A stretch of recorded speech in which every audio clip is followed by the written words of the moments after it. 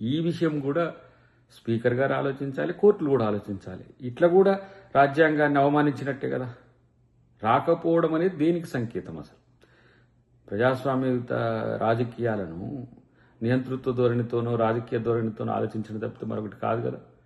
కాబట్టి ఇవాళ రేవంత్ రెడ్డి గారు తన యొక్క విధులను, తన యొక్క ప్రభుత్వ తీరును నిరంతరం ప్రజలకు చేరువగా ఉంచుకోవడం వల్లనే ప్రతి ఒక్కరూ రేవంత్ రెడ్డి గారి గురించి ఆలోచిస్తున్నారు.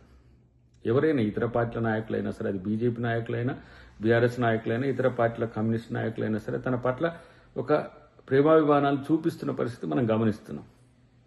కాబట్టి ప్రతిపక్ష నాయకుడు లేని, లేకపోతే పార్టీ అధ్యక్షుడు లేని బీఆర్ఎస్ పార్టీ ఆలోచించుకోవాల్సిన అవసరం ఉంది.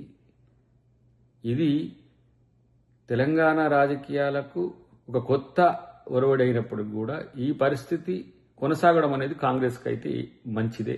కాంగ్రెస్కు నష్టమేం లేదు, రేవంత్ రెడ్డి గారికి అసలే నష్టం లేదు. కాబట్టి ఫస్ట్ మీ పార్టీ నాయకులను దారిలో పెట్టుకోవాలంటే మీరు నాయకత్వంలో సమర్థవంతంగా ఉండాలనేది తెలుసుకుంటే మంచిదని చెప్పి బీఆర్ఎస్ పార్టీకి హితవు.